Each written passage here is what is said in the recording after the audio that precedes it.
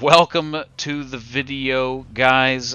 Boone Headshot here, and we are gonna go over the Fatebound Assassination Rogue for Season 3 of The War Within.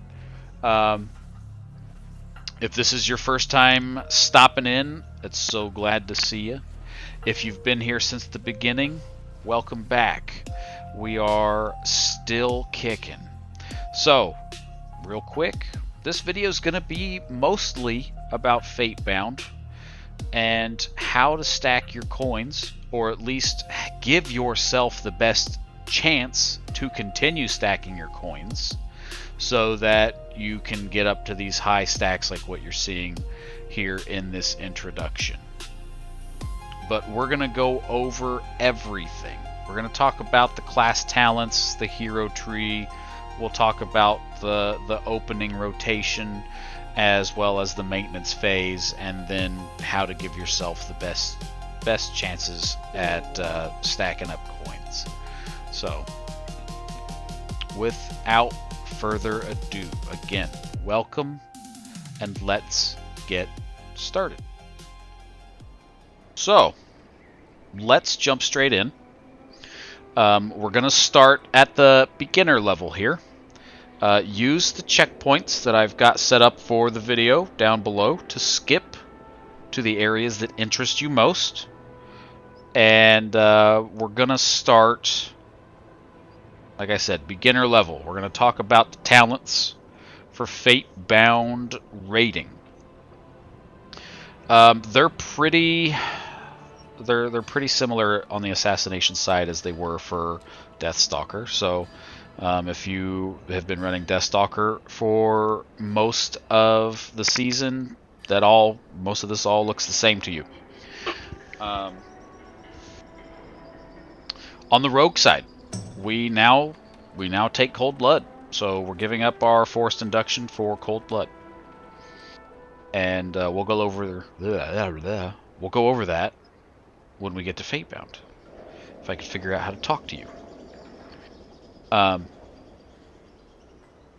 There are some things you can change. There are like some flavor talents if you really want to, but like this is kind of what you have locked in. This will give you the best chances for success. But you could drop Stride and Featherfoot for Rush Setup or Shadowrunner, or any one of these four, any two of these four you can have to get all of this.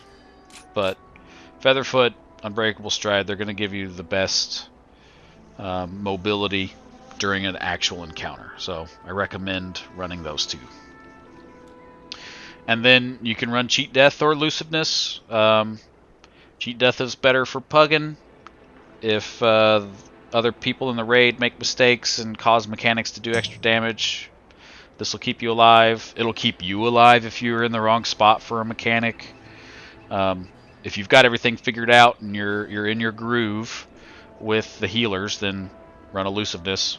You'll take less damage overall. So that's the rogue tree. Assassination side, again, very similar. We only change one talent, and that is Caustic Spatter or Eternal Bleeding. Is there ads? Caustic Spatter. Is it single target? Eternal Bleeding. This is all similar from Season 2. The Fatebound tree. This is where it gets interesting. There's a couple things that we can take. We'll talk about the choice nodes first, and then I'm going to go over how the whole thing kind of is supposed to jam. So first choice node, you have an inexorable march. The words these guys use, man, developing this game. You cannot be slowed below 70% of your normal movement speed while you have at least a coin stack of 2. And then you have Death's Arrival. You can use Shadow Step a second time with no cooldown, but its total cooldown is increased by 5 seconds. Both of these are fine. Take whichever one you want here. Death's Arrival is good for like Forge Weaver if you're running Fatebound for that fight, but you can run Fatebound or Deathstalker there. But there's a couple of spots where Death's Arrival is still good. You can Shadow Step back quickly, things like that. But I like being able to move at full speed, so I use the marching one. And then you have Tempted Fate and Chosen's Revelry. This doesn't help you very much. The leech that you gain, with it constantly flipping back and forth, you're not getting a lot of leech. Tempted Fate, though, instant shield based off of your critical strike chances. So that's good. Take Tempted Fate. So always take Tempted Fate. You can choose between this one here on the right side. And then our third choice node down here is Destiny Defined, which is awful. You don't ever take this. And Inevitable End, which ties in with Cold Blood, which ties into the whole idea of the final capstone down here for Fatebound. So, choice nodes out of the way. What is our hero tree? At its core, it is a 50-50 casino chance at 2 different buffs. You flip a coin and it lands as heads or tails, and either heads or tails does different types of damage. Heads will give you an aura buff that is 10% just flat everything damage, poisons and venoms, all of it, up by 10%. And tails, it just does an extra hit of flat damage every time you use a finishing combo. And the real sauce here is getting it to stack multiple times one way or the other to gain larger hits of damage from your abilities. And one of the other big things is the final capstone down here, which is Fateful Ending. And that is when you get a coin to 7, you gain 7% agility until you leave combat. And so for a raid encounter, you do not leave combat in a raid until the boss is dead. So this is pretty nice. But, you know, with 50-50, it's still impressive to try to get a coin to land the same side 7 times in a row. Well, there are a couple talents here in the hero tree that ensure that you will always get your 7 coins when you want them. And we're going to go over that right now. Alright, so let's talk about these talents. We're going to talk about these 3 talents, and then we're going to talk about the order in which we're supposed to be pushing our cooldowns and how all these talents work together with our new 4 set and how the coins interact. So the first one I want to talk about is Double Jeopardy. This is when you come out of stealth and your first finisher after that stealth, it will guarantee 2 coins, and they are the same outcome. The word outcome is going to be thrown around a lot here. The outcome is what the coin lands as, heads or tails. That's the outcome of your coin flip. This is a key word on how these cooldowns are going to be interacting with your abilities. So, out of stealth, first finisher, it's 2 of the same coin. From there, let's look at Inevitable End. When you use Cold Blood, it now benefits the next 2 abilities, but only applies to Envenom. That's a really fun way to say that you're still getting your Envenom crits from Cold Blood, but you can use any abilities to stack the coins on the second half of what it's saying. Fatebound coins that are flipped by these abilities are guaranteed to match the same outcome as the last flip. Alright, so we come out of stealth, we used our first finisher, first finisher, we got 2 coins going of like heads or tails. We throw out Cold Blood, we're going to get 2 more coins of heads or tails, whatever the first set of coins were. So it keeps track of the last outcome of your coins from your abilities. And so that's important because we don't want to use Cold Blood immediately after our first finisher. Because of Edge Case. Activating Deathmark flips a Fatebound coin that causes it to land on its edge, which counts as both heads and tails. That's an outcome. Both heads and tails is an outcome. So, that is why we use Cold Blood after Deathmark. You cannot mess that up. You will mess up your rotation if you throw Cold Blood early or late. It needs to be after Deathmark, but before the next Envenom. And it's perfectly okay here to macro Cold Blood in with Kingsbane, because you're throwing Kingsbane during Deathmark anyways for all of the duplicated damages that you get from those abilities. So Cold Blood, Kingsbane, put them together. Forget about it. But that is why we're using Cold Blood when we do. And I'll demonstrate that here in just a second. This ensures that we will always get our 7 coins for our final capstone down here. It'll ensure it every time we use Deathmark. And that'll give us our extra million extra damage if you already have it up. The second time Deathmark comes around, you know. So it's good. This is good. And that is also why our opener is locked in the way it is. Like, here's just the stock image from Wowhead right here. You can see it all. You can see where they've got the Cold Blood and the Kingsbane macroed. You can see where they have Trinket and Potion macroed. It's all, like, you can put that all together. And fire and forget. So, let's go over the actual rotation. I don't have any buffs up, so it should be easy up there to find the coins. You'll see heads. It's a little skeleton head skull, and then tails is 2 swords. I have a tracker that's going to pop up above my head here that tells you the highest coin, and then it'll drop to the second highest coin. It'll always tell me which one the highest coin is. I don't have the one that shows you both. You can go and grab that one if you want to see both. But it's not that big of a deal.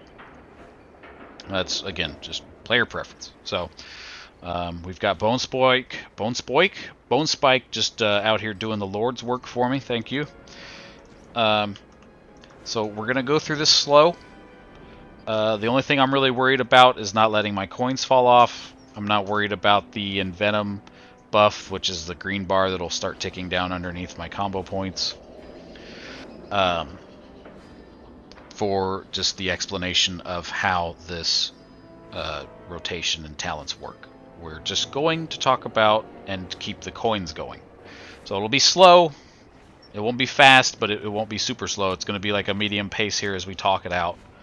And then once cooldowns come back, I'll go through it fast and demonstrate the capabilities for the opener. So we don't have to open from stealth with ambush anymore.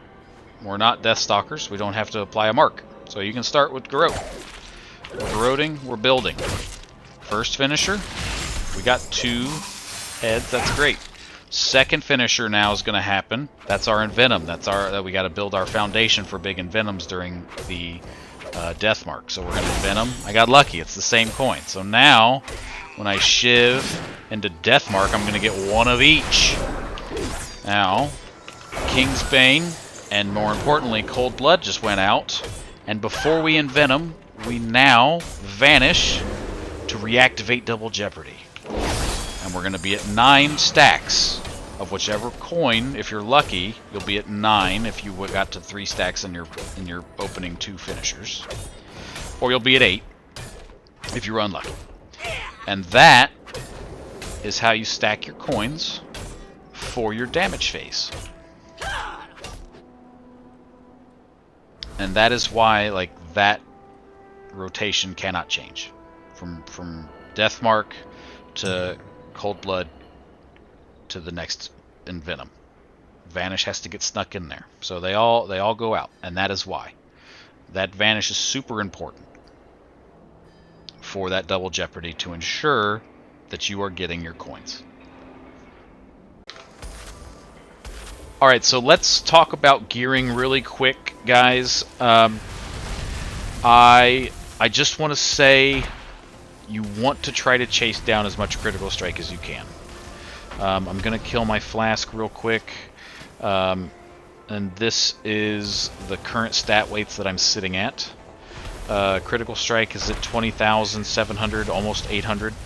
And mastery is at 17,600, almost 700. So I would try to shoot for at least 20,000 of each, or close to 20,000 of each, with as little haste as possible. I've got haste on my ring and my shoulders right now. Eventually I'll trade this ring out for a different myth ring, but that's still a ways away.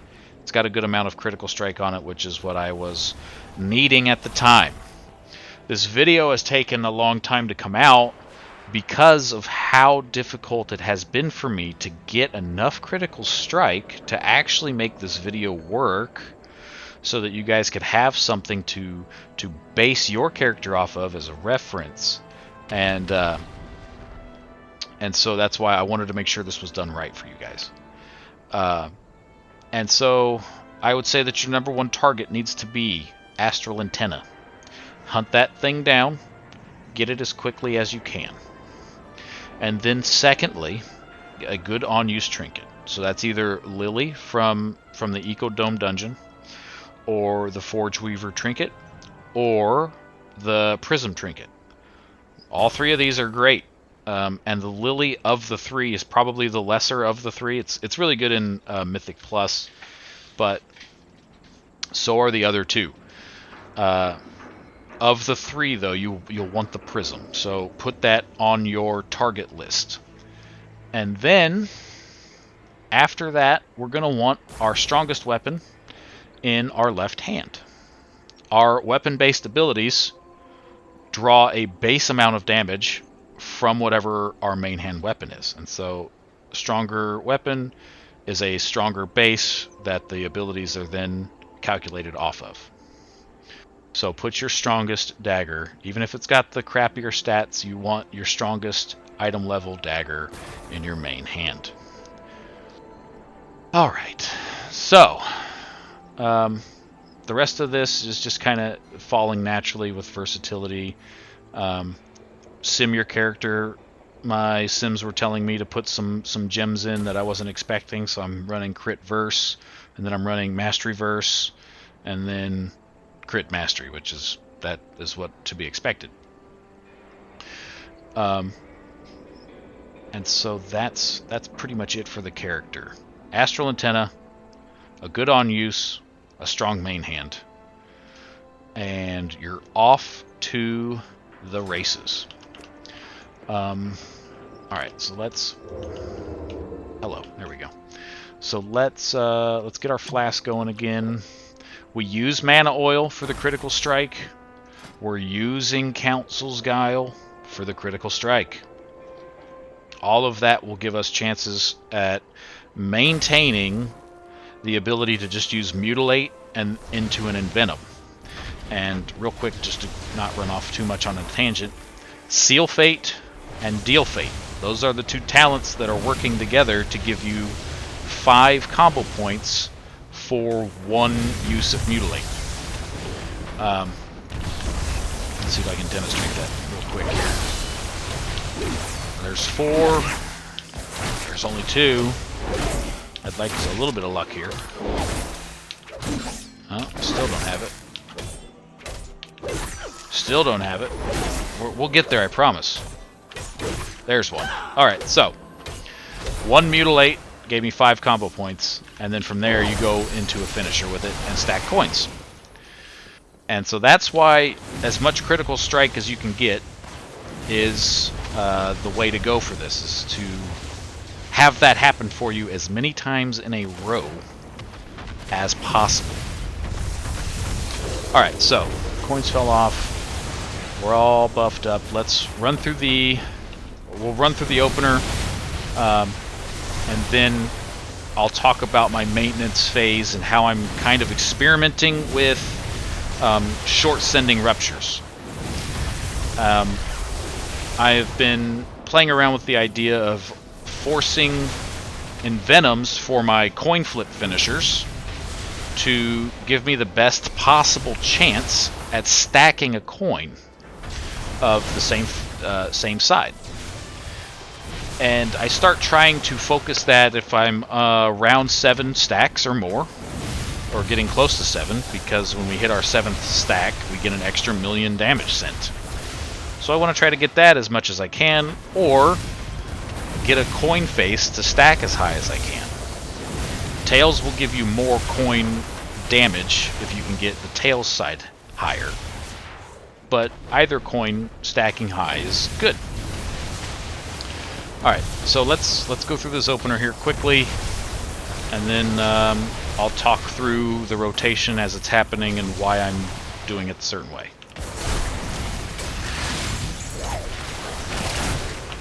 Cooldowns are on the way. And we have our coin stacks high. So from here, I'm trying to stack that as high as I can. We're going to short send Rupture there. We're going to keep our Shiv going for the back half. We envenom, we got it to go higher. We envenom, we got it to go higher. The idea here is to always use envenom when the coin stacks are high. We lost our stacks, so now we can just kind of go back to max combo point Ruptures to stack. And as we get closer to that 7 stack, I want to try to force that to happen again. Got unlucky there. Such is the way with a casino spec. So now Cold Blood, Kingsbane are back. I've got a 2 stack here. That'll force a couple stacks in my favor, as you're seeing there. I just need one more. Will we get it? Let's get a Shiv going for the back half. Hey, we got it. So there's an extra 1,000,000 damage that went out. And we lost the coin stack after that, so we can max combo point or 5 combo point Rupture. This is the rotation that I'm currently playing around with. And how I'm kind of micromanaging these coins as best as I can. I mean, still, you only got a 66% chance. All of our cooldowns are coming back. We have both Shivs. Let's get a Rupture running before we start trying to stack coins. And we go again. We don't have Vanish on this one. We have a Vanish every other Death Mark. And so now our coins are up. Shiv for the back half. And we've got a 10 stack. Can we keep it? We cannot. So one could argue that I probably could have waited for both of those. I could have waited a little longer with that aura buff. But flip the coins as quickly as you can. And we lost the 3 stack there because I used Rupture. Anyways, that's the idea that I've been playing with. And even just kind of half talking through it there, we were running at like almost 4.5 to 5 mil, I believe, for that maintenance phase. So let's now shift over and take a look at a 97 Parse Lumathar, where I try to employ the same tactic as we just talked through together. And then after that, there's a 97 Parse Deathstalker for fun, because Deathstalker, on the fights that you still get to use Deathstalker on, are very fun to use for those big envenoms. So let's swap over there now. Alright, so this is a 97 Parse for Heroic Lumathar. We're going to go through the fight here as it plays out. Lust goes off the rip, and we are off to the races. There's the first finishers, and we're going into the cooldowns. Remember, the order in which you have to push these bad boys does matter. You can see the coin stack stacking up. We now have the lucky coin, and I'm kind of watching to see if I need to help with those strands. It's best for you to sit on the boss here, especially in heroic, but if you need to, you can jump to those strands and virtually lose no DPS if you're needed.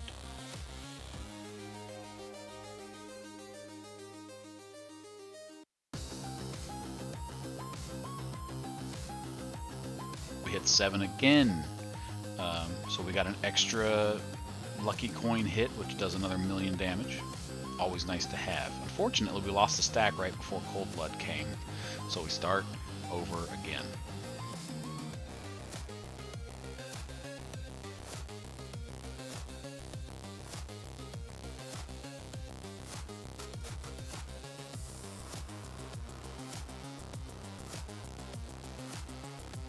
Now, you can save Cloak of Shadows here. I highly recommend it for heroic. And completely skip this mechanic using Cloak.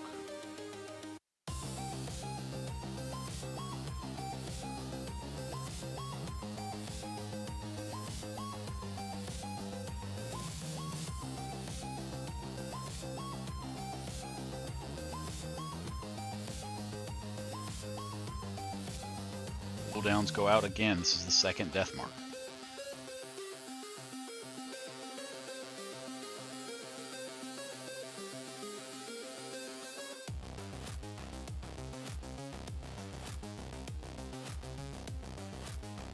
You saw a short refresh of Rupture right there.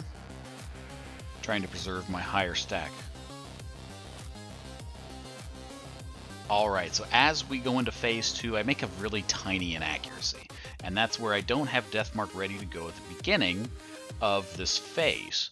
I say small inaccuracy because we lost it at the beginning, and so I'm still going to have an opportunity with Death Mark during this damage phase. But right now it's just King's Bane and Cold Blood.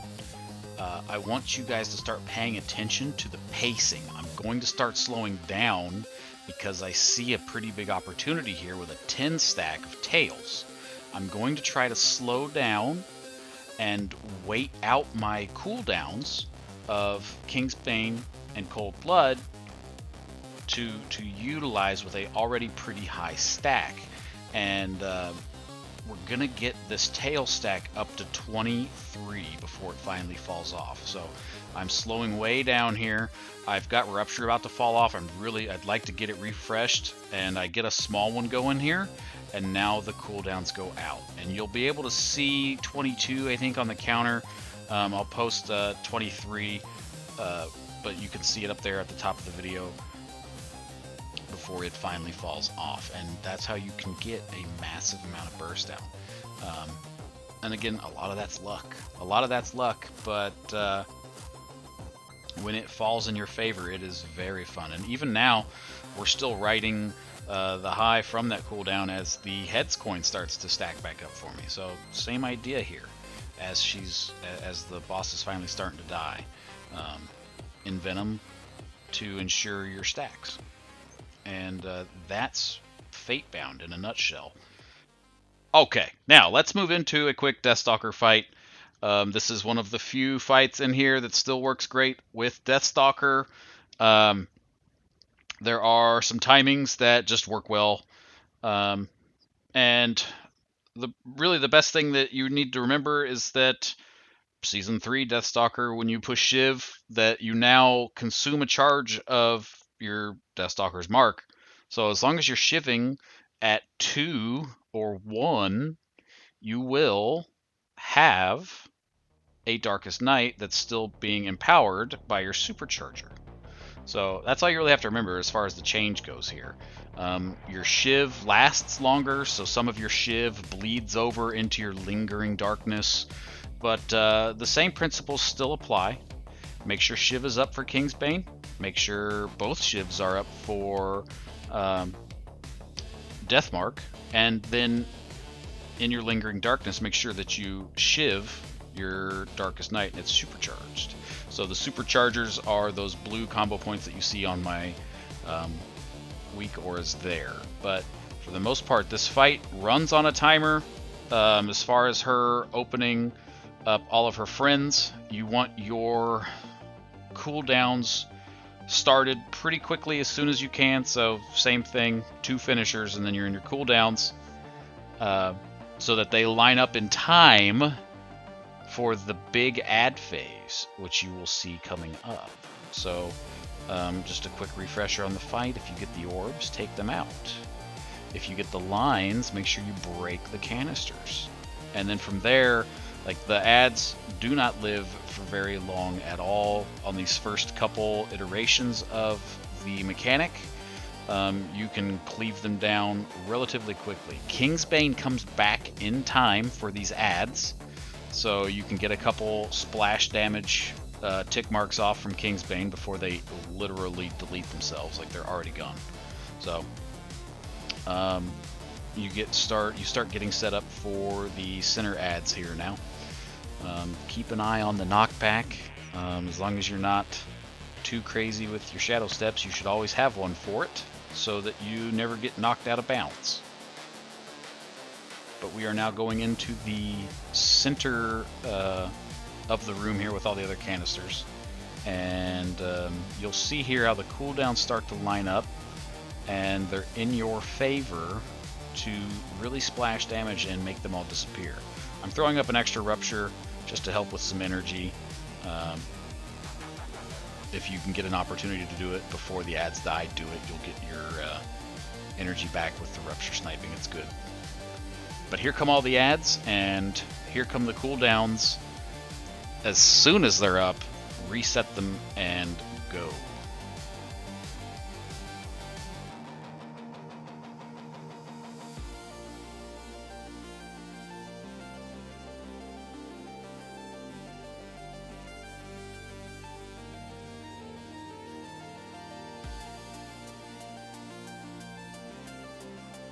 And from there, this fight repeats itself. At this point, you probably won't see a second big ad phase. We're probably getting that in like the mythic versions at the beginning, but now it's just rinse and repeat. Don't forget about your drive shiv. That's a free like 20 million in venom every time, so that's extra easy good damage to keep an eye on. If you kind of get a little lucky with the timing, you'll get a Darkest Night, which will splash big damage onto the ads right there. That definitely helps you for your damage done. You can kind of watch that and slow down or speed up if you need to.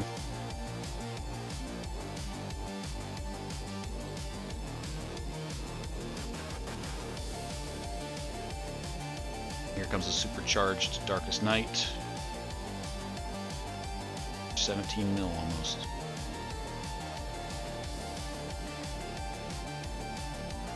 But that's pretty much the fight. She goes down pretty quick. It's a pretty easy boss. And it reminds me of like all of Season 2 being on timers. And that concludes this video. Guys, thank you so much for stopping by. Like and subscribe. Leave comments with questions. I'll answer whatever you guys have for me. Still locking in the mythic versions of these fights. I will post them whenever I have a good kill logged. But for now, still learning the timings, and that is a completely different animal. But stay tuned, because more is on the way. Thanks again, guys, and I'll catch you on the next one.